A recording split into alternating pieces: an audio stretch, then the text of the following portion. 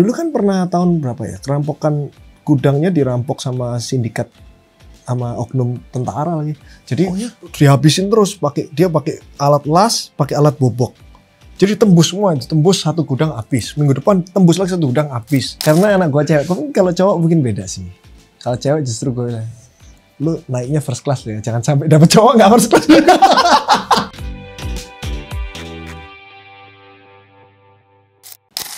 Menurut lu ya, apakah semua orang itu bisa jadi pengusaha? Bisa. Semua orang bisa? Semua orang bisa. Tapi nggak semua orang bisa jadi pengusaha yang sukses banget. Tapi kalau jadi pengusaha untung, semua orang bisa. Pengusaha untung aja ya, bisa. Dipelajarin. Walaupun mungkin susah ya, ada orang yang susah ya. Belajarnya susah, tapi kalau dia ada kemauan bisa. Untung itu bisa lah. Apa ciri-ciri khas orang yang bisa untungnya gede dan juga untungnya itu susah, struggling lah gitu buat hidup bulan ke bulan aja tuh nggak gitu sustain gitu misalnya. Mungkin dari awal dulu kali ya, dari orang yang nggak bisa jadi pengusaha jadi pengusaha dulu. Oke. Nah itu menurutku harus ada satu resilience, pantang menyerah dia. Jadi nggak ada halangan, udah mundur, ada halangan mundur, pantang menyerah, terus dicari terus harus sampai bisa gitu. Kedua, dia konsisten melakukan suatu hal terus berulang kali. Ketiga, dia growth mindset. Jadi dia belajar terus. Udah 3 itu dulu deh. Kalau kamu punya 3 itu, kamu pasti bisa jadi pengusaha yang untung gitu. Udah pasti untung kalau kamu punya 3 itu. Nah, rata-rata orang nggak punya kan. Bilangnya punya, tapi ternyata begitu ada dihadapin sesuatu, disuruh konsisten terus ya, aduh nggak deh, hari ini nggak dulu deh. Disuruh growth mindset, suruh belajar ini, baca buku. Aduh kayaknya gue gak ngerti itu deh. Gue rekrut orang yang ngerti aja deh. Orang dibilangnya, saya pantang menyerah kok. Kirain ada masalah, ngeluh dia. Nah 3 itu dulu deh. Kalau udah punya itu, berarti kamu pasti untung. Terus kalau misalnya yang ngebedain untung dan yang untung gede? Nomor 1 pasti momentum. Jadi dia harus ada keberuntungan kan. Dia ada momentum. Nah momentum itu bisa dicari juga sih sebenarnya. Tapi belum tentu kita dapat gitu loh. Jadi tetap harus ada keberuntungan. Jadi orang yang beruntung itu karena momentumnya datang ke dia. Orang yang nggak beruntung, dia nyari momentum nggak dapet. Padahal dia sudah punya skill set semuanya. Jadi akhirnya untungnya segitu-segitu aja gitu loh. Jadi itu keberuntungan tuh ada. Jadi gue dulu momentumnya pas kan, Gadai itu memang pas momentumnya pada saat belum diatur, belum punya kompetitor. Kalau masuk di dunia yang banyak kompetitor, kita pakai capital kecil mati kan. Jadi gue nggak ada kompetitor, gue Gadai handphone tuh masih diketawain, masa handphone digadai sih gitu, diketawain apa sih kamu nggak jelas, masa handphone digadai. Jadi momentumnya pas gitu loh. Dulu dikata-katain orang terus ya, tetap aja bodo amat, tetap kerja ini. Ngapain sih lu kerja Gadai? Ini gue jadi pengacara di HHP, jadi pengacara di sini. Kok lu jadi kerja Gadai? Aneh banget. Gue dikata-katain terus dulu. Tetep aja gue konsisten kerja terus, bodo amat. Saat itu apakah income-nya itu udah besar relatif ke teman-teman, atau itu tuh kecil dibandingin teman-teman? Wah, teman gue dulu keren lah, gajinya dolar. Begitu lulus tuh kan masuk di HHP, bajunya US, keren lah dia. Nah, keren. Makanya pertanyaan menarik. Kan saat itu kan berarti bisa dibilang saat itu ya. Posisi lu kan secara ekonomi di bawahnya mereka. Saat itu. Kenapa lu bisa konsisten dan pengen terus coba dan gak ngerasa, iya ya ternyata duitnya di sini kecil gitu. Gue ke yang lain dulu deh gitu. Ada lah, pikiran itu pasti ada. Terus kenapa lu gak lompat? Kan di sana rumputnya lebih hijau. Beruntung gue. Soalnya gue kayaknya kalau kerja di lawyer terkenal nggak diterima deh. Gue mikirnya gitu. Kayaknya gue kan takut, gue kan nggak suka konflik kan orangnya. Gue tuh nggak suka konflik, selalu menghindari konflik lah. Businessman kan maunya nggak ada konflik, nggak punya musuh. Kalau dia nggak suka sama kita tanyain kenapa lu nggak suka, gitu kan? Pasti itu businessman, the real businessman gitu loh. Lalu disuruh jadi lawyer, nggak boleh nggak punya musuh. Kalau lu nggak punya musuh, gimana lu mau hadapan sama siapa gitu loh? Ya lawyer corporate akhirnya cuma review perjanjian, nggak ada duitnya juga gitu loh. Akhirnya ya udah beruntung aja. Tapi coba kalau misal menurut lu kalau misalnya lu punya kesempatan itu, apakah lu sebenarnya mungkin lu bakal ambil jadi lawyer gitu? Kalau misalnya lu bisa diterima gitu misalnya.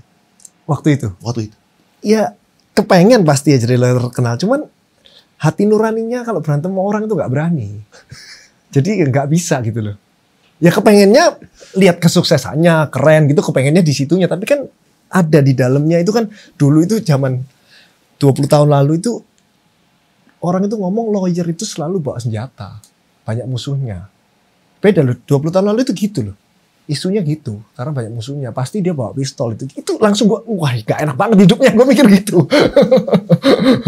Jadi ya udah, beruntungnya itu.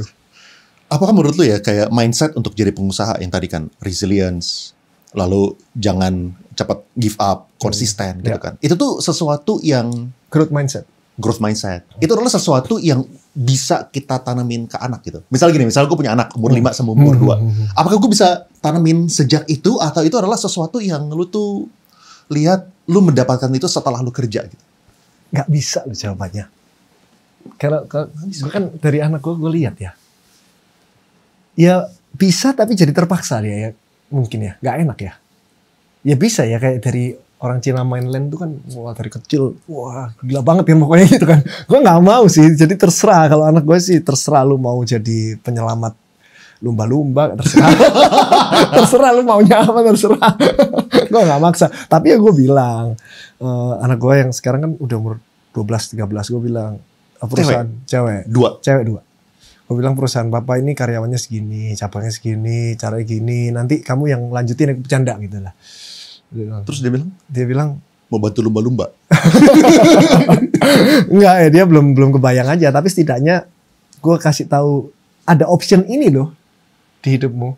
Kan dia maunya nanti mau ngambil tentang cooking gitulah, masak gitu kan. Ya lah umur 12 bro. Ya, gue bilang kamu ada option ini loh nanti ngelanjutin papa. Soalnya nanti nggak ada yang lanjutin. Tapi nggak harus diambil. Tapi setidaknya kamu tahu ada option ini. Kalau kamu nggak suka boleh lainnya, tapi kalau kamu bingung mau ngapain ada option ini loh. Itu udah mulai ditanamin kayak gitu. Ya.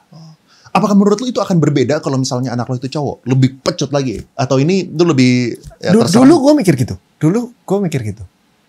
Ternyata setelah ketemu banyak orang, gue baru tahu ternyata nggak. Mungkin yang bisa nerusin perusahaan orang tuanya itu 10% kali ya. 90%-nya mereka nggak bisa, nggak mau, nggak peduli, 90%-nya gitu. Atau terpaksa. Lagi ngomongin siapa nih? Ngomongin orang di depan lo ini.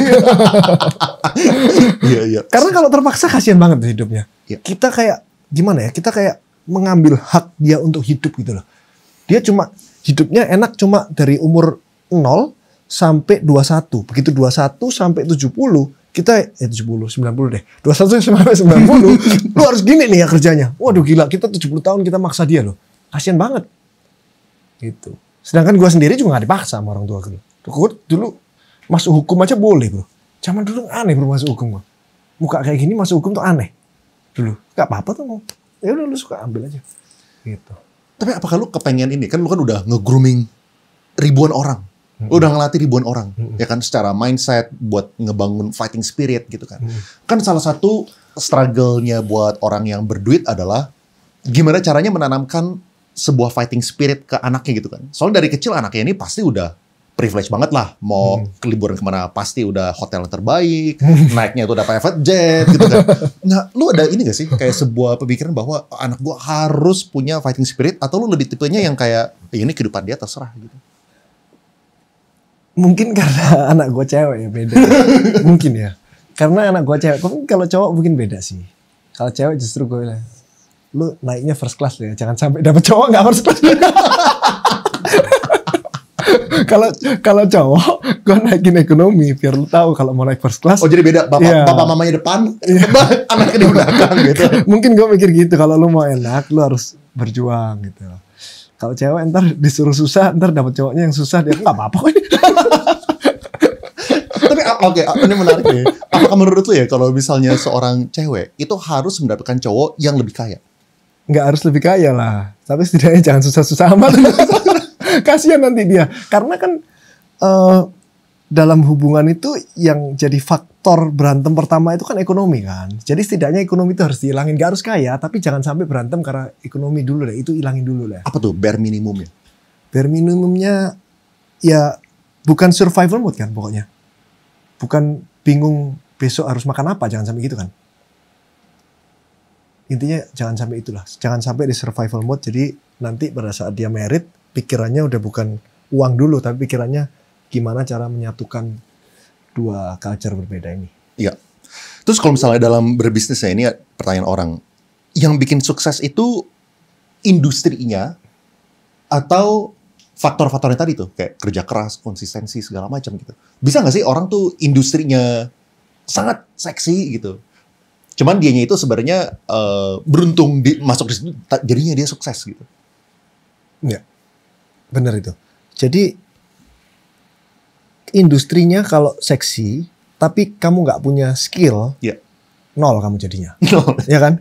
Kalau industrinya nggak seksi, kamu punya skill, kamu jadi sesuatu, tapi mungkin ya nggak sampai eksponensial. Tapi kalau kamu momentum beruntung udah punya skill dan di industri yang benar, kamu akan eksponensial. Gitu. Nah ini kan yang menjadi pertanyaan kan, soalnya kan salah satu ajaran yang gue sering dengar lah ya dari lu itu adalah konsistensi, gitu kan.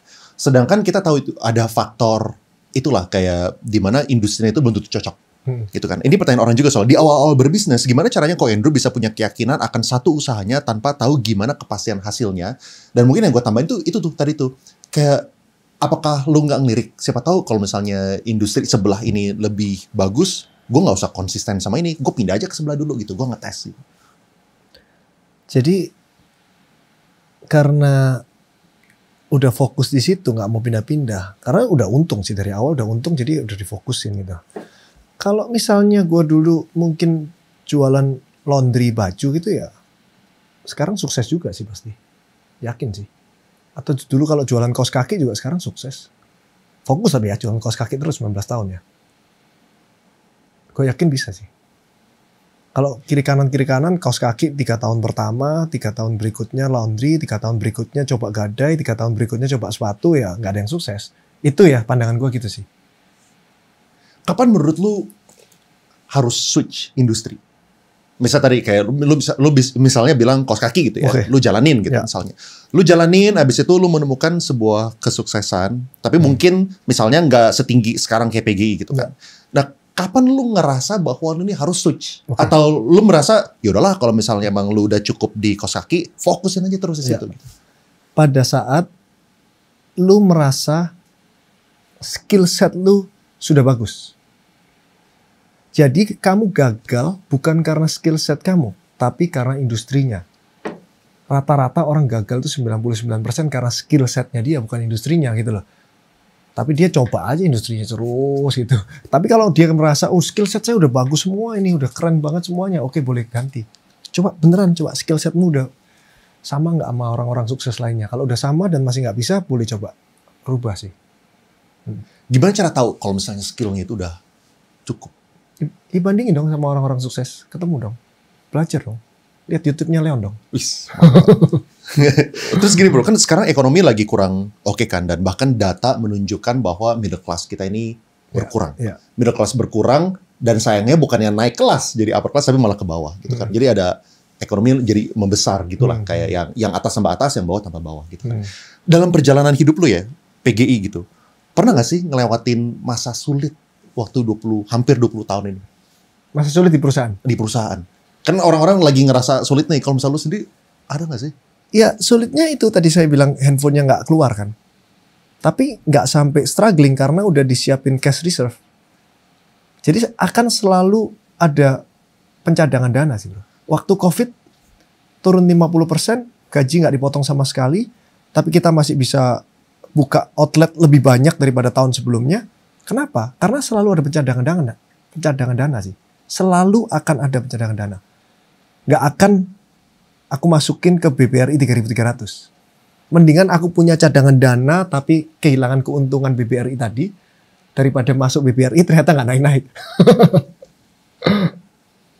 Berarti, ya bisa dibilang apa ya? Soalnya ini orang banyak yang nanya. Salah satu pertanyaan yang paling sering adalah apa sih titik terendah Ko Andrew? Susah guys, nggak ada. Titik terendah. Tapi gara-gara mindset, apa? Titik terendah di bisnis ya? Iya. Mungkin waktu kerampokan itu ya. Kerampokan apa?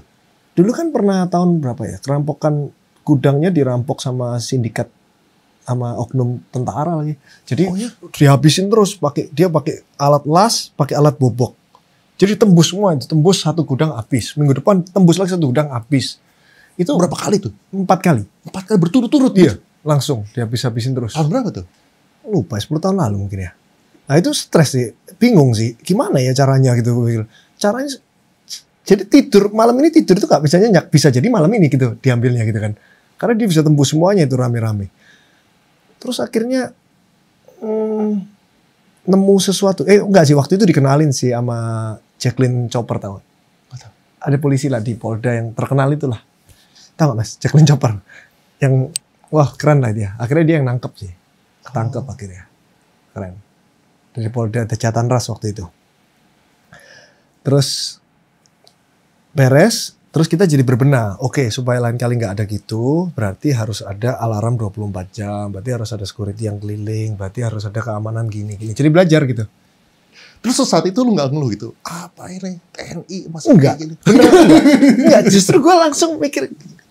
Atau karena istri gue juga sih ya bilang, oh ini saatnya kamu naik level. Kalau kamu bisa lewatin ini, kamu akan naik level gitu. Jadi dia akan selalu ingetin gue kayak gitu. Terus gue jadi mikir, wah iya ya, gue berarti harus pasang alarm ya. Gue salah selama ini gak pasang alarm ya. Oh berarti asuransinya harus ada ya. Cuma mikir gitu sih. Gue gak pernah nyalain, kok gue apes ya dicolong, orang lain gak dicolong gitu. Gak ada di pikiran itu. Mikirnya malah keamanan gue ini yang salah, ada yang salah nih. Gitu. Terus kok lu kan sekarang punya karyawan banyak. Sekarang berapa sih totalnya di PGI? 5.000 lah. 2.000? 5.000. Ya. Gimana caranya lu memanage orang sebanyak itu? Yang direct report ke lu berapa orang? Direct report ya?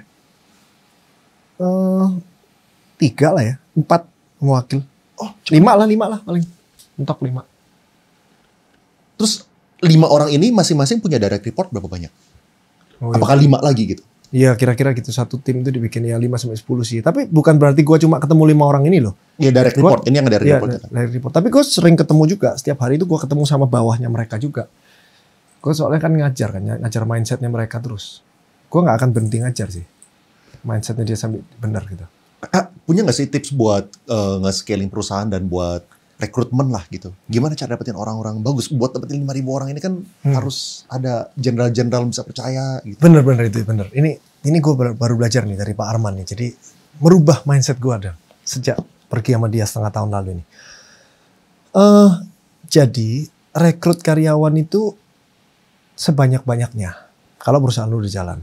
Sebanyak-banyaknya. Karena nyari karyawan yang pinter, yang cocok sama kita itu susah dan lama. Bukan berarti kamu sudah beruntung nemu, terus kamu sudah klop sama dia. Enggak, ngeklopinnya butuh waktu lagi. Apa? Gue pikir-pikir apa sih bedanya konglomerat yang udah umur 60 ke atas sama kita? Kenapa kita nggak bisa lompat kayak dia gitu loh? Kenapa? Kok selalu orang konglomerat itu semua di atas 60? Kenapa yang umur 20 itu nggak bisa lompat langsung ngalahin dia? Dia itu bisa punya 40 perusahaan, 50 perusahaan, dan jalan semua loh. Kok nggak fokus satu katanya Ko Andrew? Dia tetap bisa loh. Kenapa? Karena dia sudah berumur. Di saat dia perjalanan dari 20 ke 60, dia sudah punya banyak karyawan yang udah kerja ikut dia puluhan tahun dan ngerti cara berpikir dia. Taruh di perusahaan ini jadi direktur nih, jadi direktur nih, jadi direktur nih. Kalau seumur kita, baru punya karyawan 10 tahun paling beberapa orang doang. Belum percaya. Kalau dia udah percaya banyak, gampang banget ditawarin perusahaan. Oke bagus, taruh. Jadi dia punya aset SDM yang luar biasa. Jadi harus mulai dari sekarang tuh. Caranya nemu gimana? Interview sebanyak mungkin, terima orang sebanyak mungkin, pecat orang pada saat probation sebanyak mungkin. Jadi jangan sampai pada saat probation 3 bulan itu kamu jelek, terus kamu red flag, kamu toleransi, buang waktumu. Probation 3 bulan kamu lihat bener-bener, luangkan waktumu sebanyak mungkin dengan dia, supaya kamu bisa tahu orang ini bisa kamu lulus probation nggak. Kalau lulus probation, berarti kamu punya satu orang, nambah pelan-pelan. Kalau orang muda banyak, mau kerja apa aja udah enak. Kenapa lu nggak stop di rekrutmen? Maksudnya gini, tadi kan rekrut sebanyak orang, interview sebanyak orang, habis itu kalau pecat sebanyaknya waktu setelah lulus probation ya kan, lulus atau enggak gitu kan. Kenapa nggak berhenti di awal, waktu interview bikin itu ketat aja sehingga yang masuk itu lulus probation semua? Nggak bisa. Interview itu dia the best version of them gitu loh. Kayak bukan dia sendiri gitu loh. Orang interview disuruh push up bro. Padahal nggak mau dia. Tapi ini gimana interview ya push up lah gitu. Jadi nggak bisa. Interview itu aduh kecil banget lah. Probation itu probation juga bisa jadi kecil kalau lu nggak mau luangkan waktu lu untuk dia loh. Jadi lu luangkan waktu lu untuk dia sebanyak mungkin, dia kelihatan aslinya, kelihatan kerennya dia, kelihatan nggak kerennya dia, sehingga lu bisa lulusin atau enggak gitu. Itu sih. Jadi target lu adalah untuk merekrut sebanyak ini supaya nanti lu bisa cari talenta yang bisa dijadiin leader berikutnya. Jadi sebanyak mungkin aja karyawan keluar itu 15% kok. Kecil kok, turnover itu 15%. Jadi 85%-nya kan akan mumpuk terus kan. Sekarang karyawan gue segini, leader segini. 5 tahun lagi ngeri. Mau ditawarin bisnis apa aja, gue tinggal taruh-taruh aja. Gitu. Jadi emang lu sengaja sekarang by default mencari leader untuk dialokasikan menjadi apa aja nanti. Nanti. Ya. Terus gimana caranya lu bisa nge-retain 85%? Kenapa mereka pengen stay di lu? Apakah itu masalah gaji yang kompetitif dibandingkan dengan alternatif lainnya atau apa? Enggak, memang rata-rata 85 kok di perusahaan. Oh, di perusahaan rata-rata? Rata-rata gue juga 85. Memang rata-rata orang itu malas pindah. 15%-nya itu orang-orang yang suka pindah-pindah, yang nikah sama orang kaya, gak perlu kerja lagi. Yang mungkin ya sakit lah ya, mungkin yang orang tuanya pindah luar pulau, itu 15 sudah pasti. Kalau lu bener kerjanya normal-normal aja lah ya, bukan sampai ekstrim, itu 15. Kalau lu leadershipnya jelek ya mungkin di atas 15. Kalau leadership lu bagus banget bisa di bawah 10. Kalau lu normal aja 15 kok. Manusiawi gitu 15. Apa kesalahan manajemen yang lu paling sering lihat di pebisnis-pebisnis yang mereka mulai usaha? Kan lu apalagi udah ketemu banyak orang dan banyak juga yang dari bisnis kecil sampai bisa agak gede. Apa kesalahan yang paling sering? Yang masih muda dia maunya untung sendiri ya, tanpa memikirkan, tanpa memanusiakan manusia. Kalau masih muda gitu sih. Ya gue juga gitu dulu waktu muda. Jadi mikirnya pokoknya lu bisa berbuat apa untuk perusahaan gue gitu. Tapi lupa, gue udah ngasih lu apa gitu. Itu biasanya gak dipikirin. Karena kita mikirnya gini, kan lu udah gue gaji, lu kerjalah. Gitu. Apakah itu sebuah kesalahan yang sering terjadi bahkan sampai kayak rata-rata kalau umur 20-an rata-rata salahnya itulah pasti. Kan udah gue gaji, lu kerjalah. Padahal orang kerja itu bukan cuma mau cari gaji, dia mau cari pengakuan, mau cari gaji, mau cari networking, mau cari ilmu, banyak sih. Gitu loh. Mau dimanusiakan gitu. Ini udah kelihatan directionnya. Soalnya dia sekarang udah mulai bisnisnya banyak. Gue lihat ada beberapa parfum, donat, sama lagi mau bangun gedung. Bahkan sekarang PGI kalau nggak salah nerima beli emas juga kan? Iya, grup PGI lah, bukan grup PGI, beda. Oh, beda entity. Pusat Emas namanya. Pusat Emas. Sharing sedikit, apa itu? Bisnis apa itu? Ini Pusat Emas, ini pakai baju pusatmas.id nih. Jadi di gue kira itu logo PGI. Bukan, ini pusatmas.id. Jadi logo PGI tapi warna emas. Ini perusahaan yang menerima beli emas. Apa bedanya sama kayak Antam? Atau Pegadaian? Kan bisa langsung setor emas ya? Gadai. Iya kan? Kalau gadai kan gadai. Hutang kan? Oh, dia kan bisa jual emas. Misalnya kita beli emas batangan. Gak mau. Gadaian gak mau. Oh, gadaian cuma ngutangin doang. Oh, bukan emas batangan ini kan kita bisa beli kan dari Antam. Misalnya beli bisa. Rate berapa? Beli di Antam, bukan di Pegadaian, di Antam kan. Oh, beli di Antam bisa, jual di Antam bisa. Ya, nah apa bedanya kita jual ke sama kalau Antam. Kalau ini kan perhiasan. Perhiasan. Perhiasan. Jadi kayak lu kalau punya perhiasan sekarang, punya nggak? Nggak punya perhiasan emas? Nggak punya sih. Gak gitu punya. Ya anggaplah waktu nikah kan ada yang ngasih. Oh iya ada. Terus lu butuh duit nih. Bukan butuh duit lah, mau beli Bitcoin lah ceritanya. Bitcoin lagi turun tuh. Lu jualnya kemana? Perhiasan ya? Iya, kan ada kan waktu nikah. Iya. Lu jualnya kemana? Nggak dijual, nggak bisa ya? Nggak tahu. Itu jewelry store kali ya? Nah, toko emas yang nggak kenal gitu kan? Iya. Sedangkan lu kalau dikasih orang kan nggak ada suratnya. Iya benar. Gak ada suratnya kan toko emas itu nggak mau loh. Oh. Nah itu beli di mana? Jadi jualnya di mana? Nggak ada di Indonesia itu. Ya, ini gue buka pusatmas.id itu menerima emas, membeli emas doang tertinggi di Indonesia, pakai mesin XRF, bisa tahu karatnya berapa, kita terbuka belinya berapa. Dijamin paling. Lu jadi nimbang, ya. Abis itu karatnya berapa, pakai mesin langsung bayar. Itu nggak ada. Selama ini orang cuma di toko emas itu digosok bro. Emasnya digosok dikira-kira 20 karat lah. Segini mau nggak lo?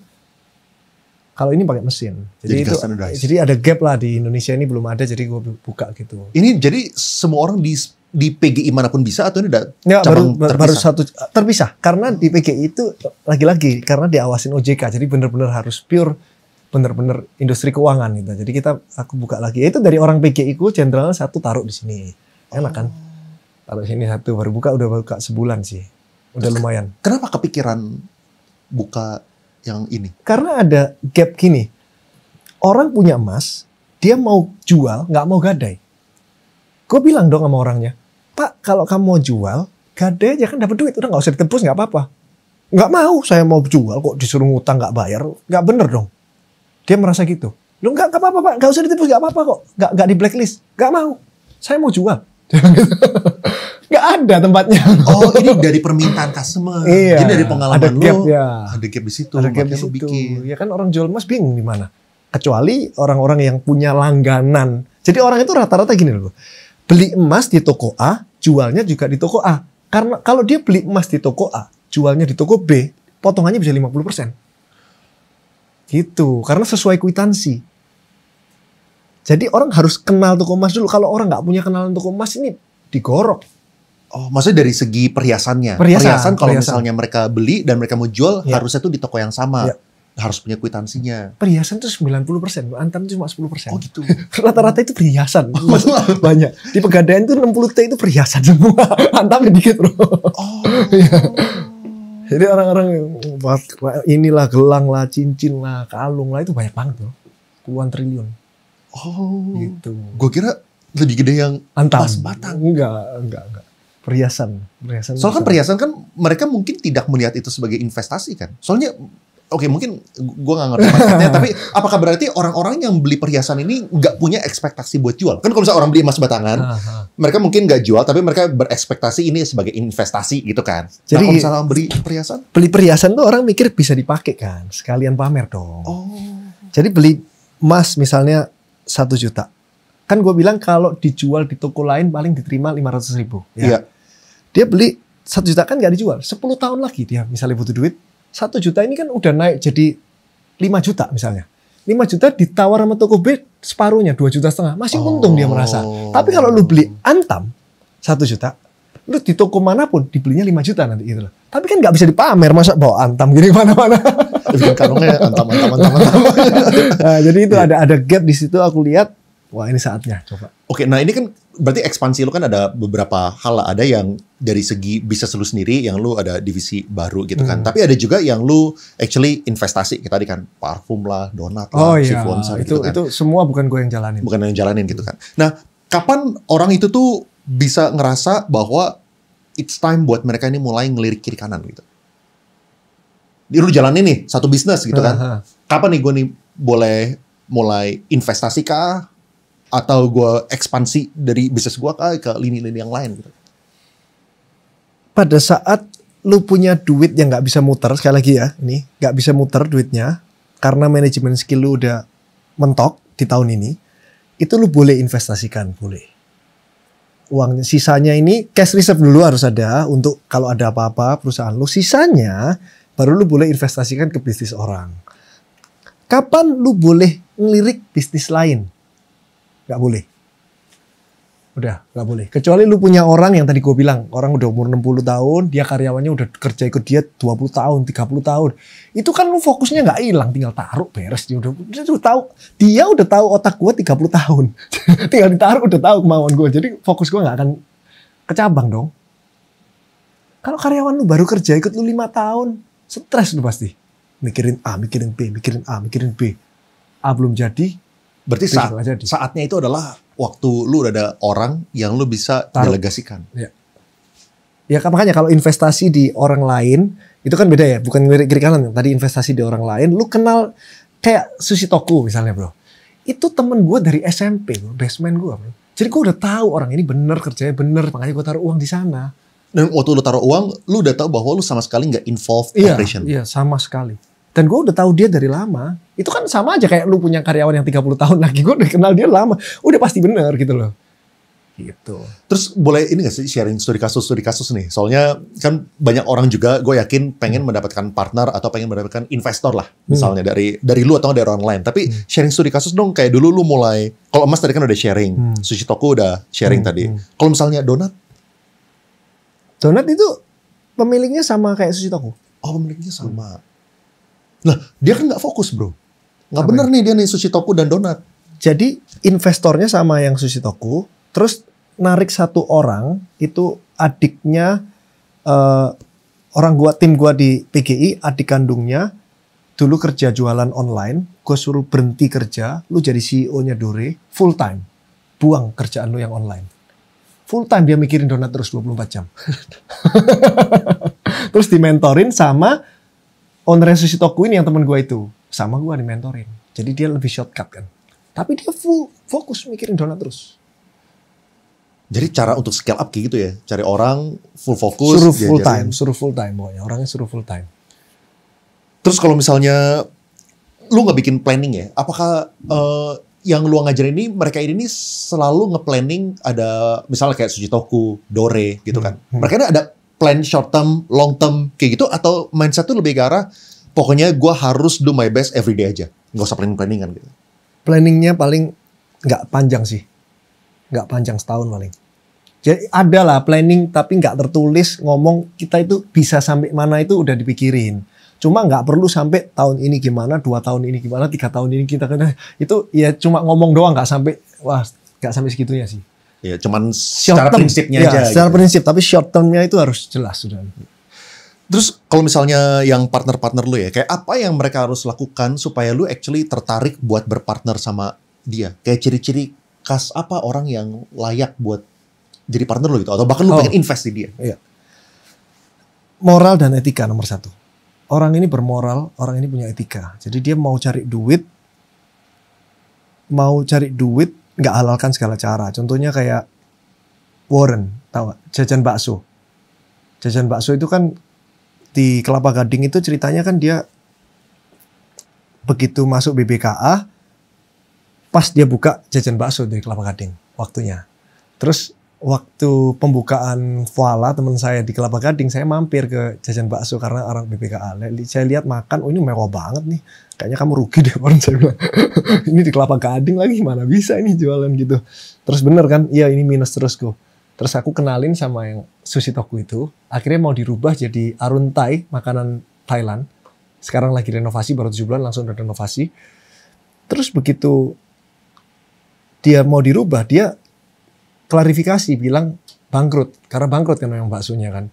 Terus viral dilihat sama Holy Wings tanpa dari saya, dari si Ivan lihat terus ya udah kita akuisisi aja baksonya. Tadinya tutup beneran, akuisisi dijual di Sayap Suci akhirnya. Kenapa bisa kayak gitu? Warren ini orang yang bagus, didikan papanya bagus. Dia bilang nggak semuanya dinilai dengan uang. Yang penting kamu belajar, orangnya bagus. Makanya saya mau investasi di dia. Masalah untung atau enggak itu nomor 2. Yang penting bener dulu orangnya, gitu. Nggak mikirin uang, nggak serakah itu.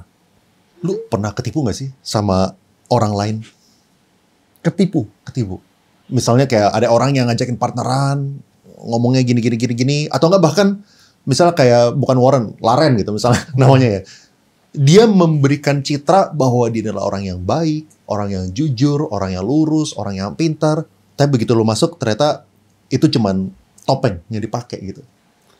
Ya ketipunya karena gua nggak ngerti aja kali ya di bidang dia gitu. Tapi kalau ketipu uang sih enggak sih. Gimana caranya melimitnya supaya nggak kena? Maksudnya apakah jadi dari segi investasi belum pernah kah? Atau ini tuh dari karyawan kah? Atau kayak gimana? Ya kan selalu dicoba kan. Ditanyain dulu kamu seberapa bisa. Dicobanya pakai uang kecil dulu gitu lah. Lihat skillnya. Nggak pernah lah sampai rugi gitu. Belum pernah sih. Enak ya jadi Hendro ya kayak soalnya masa susah itu nggak emang dari hati-hatinya ini. Nah dari dulu itu temen gue itu dari dulu dikatain sih Andrew ini terlalu manajemen risk, orangnya terlalu mikirin resiko, terlalu nggak percayaan orangnya, parah banget sih Andrew ini nggak percayaan. Itu dulu 10 tahun pertama mungkin ya, dari umur 21 sampai 31 itu dikatain terus. Jadi dicap kalau Andrew itu udah pasti nggak mungkin kena tipu lah. Terlalu manajemen resiko, nggak percayaan sama orang. 10 tahun pertama. 10 tahun berikutnya, udah kayak Andrew aja deh. Kalau Andrew masuk, gue masuk. Karena gitu loh, umur 20-an itu, salahnya gini, Leon. Nggak percayaan itu negatif. Umur 20-an. Lu parah banget sih nggak percayaan. Negatif. Kalau udah umur 30-an, nggak percayaan itu udah oke. 40-an nggak percayaan, bagus orang ini. itu wisdom itu. Karena 20-an kalau nggak percayaan tuh dijauhin. ngapain nih ngeselin orang yang nggak percayaan gitu aja kok gitu. Setuju. Ya. Terus kalau misalnya udah di tahapan lu ya, lu tuh masih ada cita-cita lagi gak sih? Ini pertanyaan orang nih. Kalau misalnya uang udah banyak, apalagi yang dicari dalam hidup? Dari dulu juga bukan cari uang sampai jadi tujuan hidup sih. Cuma do the best aja sih dari dulu. Sekarang juga do the best aja. Tahun ini mau growth-nya berapa, jangan sampai tahun ini melakukan hal yang sama dengan tahun lalu. Tujuannya bukan uang. Uang itu cuma hasil dari kerjaan gitu lah. Jadi end goal-nya bukan uang sih. Terus apa cita-cita lu? Masih ada gak sih kayak goal yang lu pengen capai? Nah, sekarang pengen punya hotel. Pengen punya hotel aja lah ya. Kayak punya hotel di Bali gitu. Bintang 5. Hotel yang bagus gitu. Terus nanti pensiunnya di sana. Di hotel itu sambil ngurusin hotel. Sambil tua di sana. Gitu aja lah. Gak usah jauh-jauh. Gak usah jauh-jauh ya. Ya kecil banget. Cuma punya hotel di Bali. Paling berapa sih? Paling 5 hotel lah. Ya, kecil. Kampret gue lempar. Makanya mau belajar kan dari bokap lu itu. Gimana cara bangun hotel. Kalau duitnya belum ada, belajar dulu. Mimpiin dulu. Manifestasi lah. Iya, iya. Terus kan pasti banyak orang yang mau kenal sama pebisnis dan yang lebih senior. Apalagi juga kalau bisa yang ada mentornya gitu kan. Gimana caranya supaya teman-teman itu bisa networking dan dapetin mentor yang secara network itu jauh di atas posisi mereka sekarang? Ya, itu harus punya sesuatu. Kamu harus punya value sesuatu yang orang kaya nggak punya. Kalau kamu nggak punya dan kamu nggak gali itu, udah nggak usah networking. Udah pasti nggak mau orang kaya sama kamu. Apa kok yang orang kaya nggak punya? Orang kaya mau punya semua? Enggak. Orang kaya nggak tahu apa tentang kehidupanmu itu banyak banget.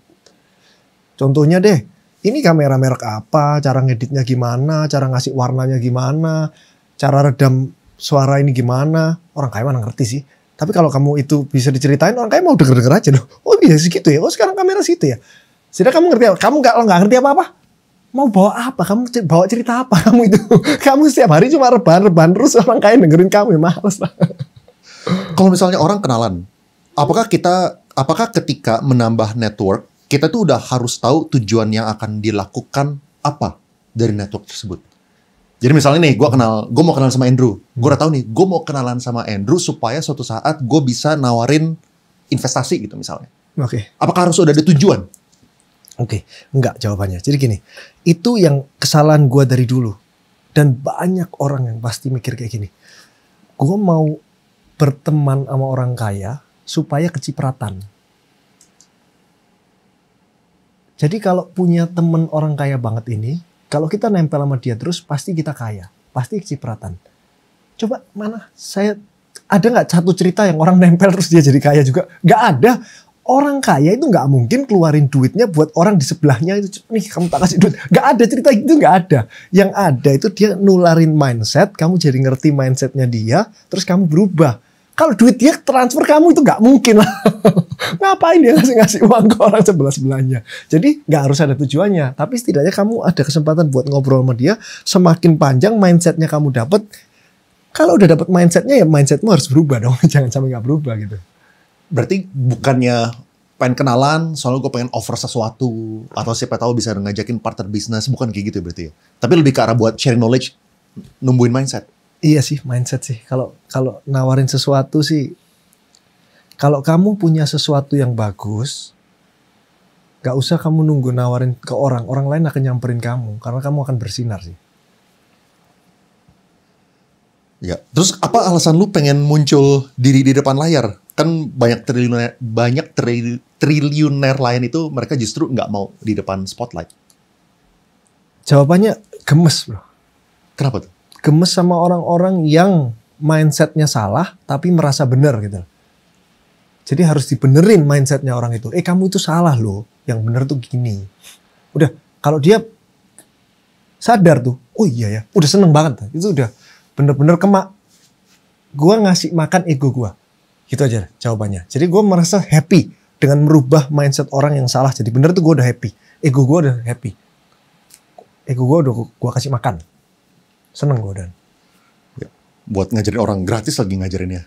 Waduh, ini yang buka kelas gratis business. Secara uang, gue nggak dapat uang tapi gue dapat makan ego gue gitu. Gue jadi seneng gitu loh. Lihat orang berubah itu seneng. Yang buka kelas bisnis gimana bro? Satu lagi dikasih gratis. Enggak, kayaknya udah gak ada deh kelas bisnis. Oh, udah gak ada ya? Gara-gara lu ya? Enggak, kayaknya udah. Emang udah gak ada? Oh, gue gak tahu. Dulu itu. Sekarang udah gak ada kayaknya. Oh, oke. Ini mungkin gue final section. Ini public advice Q&A yang agak random. Menurut Ko Andrew nih, nikah dulu atau sukses dulu? Nah, kamu dijawab nikah dulu juga siapa yang mau sama kamu gitu. Jadi kan buat cinta bro, kan iya, love gitu kan. Enggak, kerja itu tetap harus dong, tetap kerja dulu. Nggak harus sukses dulu, tapi kerja dulu. Tapi di tengah perjalanan kerja itu kalau memang ada udahan calonnya yang bagus dan support kamu, yang nikahin. Nggak harus nunggu sukses gitu. Jangan sampai kamu nggak usah kerja, nunggu nikah dulu aja, ntar baru kerja. Jangan gitu maksudnya, ngerti gak? Ya, kalau ntar kalau dijawab nikah dulu kan orang nggak usah kerja, nunggu nikah ya, habis nikah biasanya sukses. Jangan gitu, kerja tengah-tengah kalau ada nikahin gitu. Ya. Buat anak 20-an, mending langsung bisnis atau kerja ke orang dulu? Kalau misalnya kerja, apakah kejar ilmu atau uang?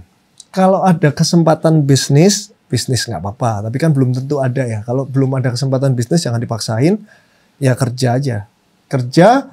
Kalau kamu nggak nyaman dengan pekerjaan kamu, boleh mulai bisnis. Tapi kalau kamu sudah nyaman dengan pekerjaan kamu, jangan dipaksakan untuk memulai bisnis. Akhirnya nanti kamu bisnis, terus balik lagi jadi kerja lagi, konyol.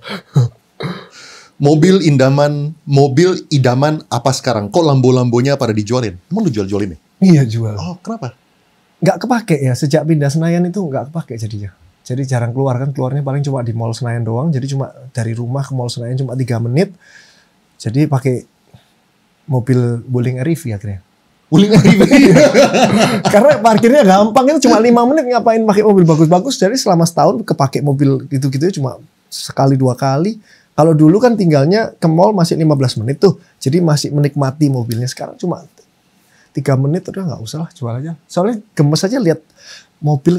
Sama satu lagi sih, dulu itu mobil harganya naik, sekarang turun. Jadi gemes aja liatin mobil harga turun terus jual aja.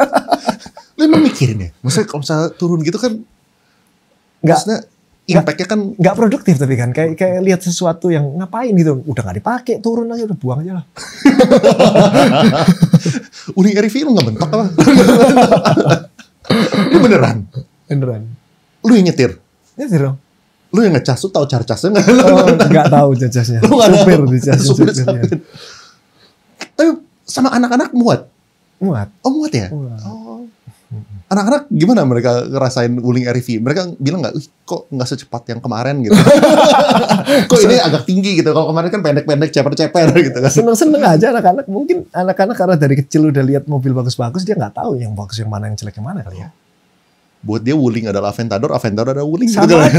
Dia sama aja. Dia nggak tahu kali mana yang mahal, mana yang murah. Nggak tahu kali, dia tahu dari mana, orang sama-sama dari lahir dilihatnya gitu-gitu aja. Jadi sekarang sports car sisa apa? Ferrari. Sisa Ferrari. Ferrari SS90-nya soalnya kalau dijual ruginya banyak gitu. Jadi nggak tega. Orang nyangkut di sana, kalau misalnya nyangkut di mobil itu.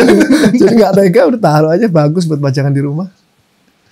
Oke, gaji UMR 3 juta rupiah. Apakah saving rate 50% dimasukin ke Bitcoin itu tuh wise?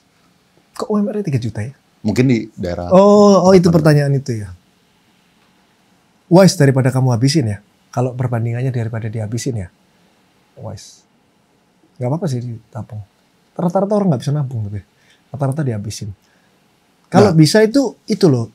Belajar ya. Dipakai buat yang bayar. Kelas-kelas yang bayar itu loh. Bukan kelas bisnis ya. Kelas soft skill yang bayar itu kamu pakai habisin itu. Supaya kamu dapat skill set yang banyak. Uangnya buat itu. Returnnya lebih tinggi itu. Iya. Daripada. Betul. Kenapa? Bukan berarti kamu nanti punya skill set tuh kamu bisa bisnis. Jangan kejauhan itu dulu deh. Kamu punya skill set yang bagus itu, kamu nanti kalau ketemu sama temenmu atau temenmu yang kaya, kamu masih diajak ngomong nyambung, kamu bisa diinvest. Karena dia suka sama kamu. Kalau kamu nggak ngerti kiri apa, nggak ngerti apa, nggak ngerti B, nggak ngerti. Semua nggak ngerti. Ngertinya cuma saya ada tabungan Bitcoin gitu. Males orang sama kamu. Apakah Ko Andrew juga set KPI untuk diri sendiri? Kalau misalnya iya, KPI-nya apa? KPI-nya cuma ini doang sih, apa di bisnis aja sesuaiin KPI perusahaan, tapi kalau untuk diri sendiri cuma do the best aja every day. Jadi nggak ada targetnya. Lu set nggak sih kayak gue harus kerja dari jam berapa sampai berapa? Nggak ada, do the best aja bro. Tadi pagi gue bangun jam 3.15. Buat masih gelap bro? Hah? Emang gitu bro. tidur jam 9, 6 jam setengah. Terus jam tadi ya, kalau tadi itu jam baca-baca dulu semuanya. Baca apa? ChatGPT. Apa yang lu nanya? Apa aja bro. Apa aja semua. Tanya-tanya kan seru banget kan. Terus sampai jam. Apa yang lu obrolin? Gue yakin banyak orang pengen tahu. Apa yang lu obrolin sama ChatGPT? Contoh nih ya. Contoh. Diversifikasi portfolio itu yang bagus gimana kalau mau low risk. Dikasih tahu sama dia. Jadi kasih tahu aja uang saya itu saya taruh di sini gitu. Saya maunya low risk. Ntar dikasih tahu, oh berarti yang ini kamu pindahin sini, ini kebanyakan, udah jangan beli saham lagi ya, dia bilang gitu. Dia bilang gitu, jangan beli saham lagi, udah kebanyakan, kamu banyakin di sini. Itu kan ngobrol ChatGPT kan kira-kira gitu. Kenapa lu nanyanya sama ChatGPT? Lu kan punya banyak teman-teman lain misalnya. Belum bangun bro jam 3. Iya tahu. Tapi kan maksudnya kan lu kan bisa nanya jam kemarin sore jam 8 malam lu telepon Pak Arman. Pak Arman, kalau misalnya yang aman kayak gimana? Kenapa lu nanya ChatGPT? Nanya juga. Semua orang-orang gua tanyain. Semua orang gua tanyain, ChatGPT tanya.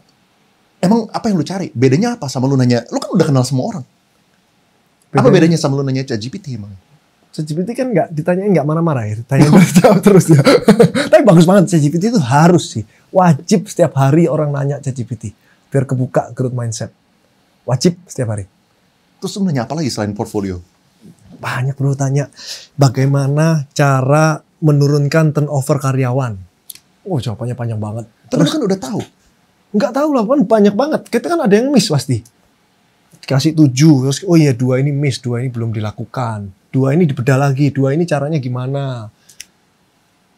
Itu yang menariknya ya. Menariknya orang yang kayak lu tuh curiosity-nya mesti tetap tinggi ya.